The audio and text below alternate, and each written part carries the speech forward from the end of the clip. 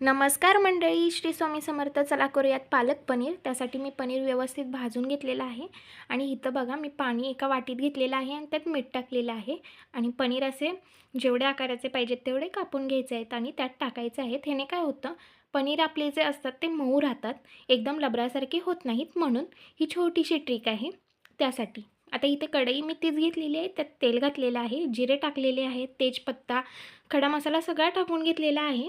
त्याचबरोबर कांदा आणि टोमॅटो व्यवस्थित असं भाजलेला आहे. कांदा लाल झाल्यानंतरच मी टोमॅटो टाकलेला आहे.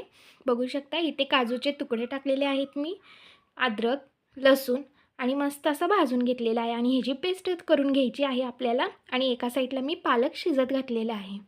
बघू शकता मस्त असं शिजलेला आहे, भाजलेला आहे मसाला आणि पालक पण मस्त असं शिजलेलं आहे. तर आता ह्याला एका मिक्सरमध्ये घ्यायचं आहे आणि त्याचबरोबर इथे बर्फाचे तुकडे टाकलेले आहेत मी, मिरची आणि ही मिक्सरला मस्त असं पेस्ट करून घेतलेली आहे. आता इथे जिरे, तेजपत्ता आणि ते पेस्ट बारीक केली होती ते टाकलेली आहे. ती भाजल्यानंतर मी इथे लाल तिखट 1 चमचाच टाकलेला आहे, जास्त नाही, कारण की ह्याच्यात हिरव्या मिरच्या घातलेल्या आहेत म्हणून.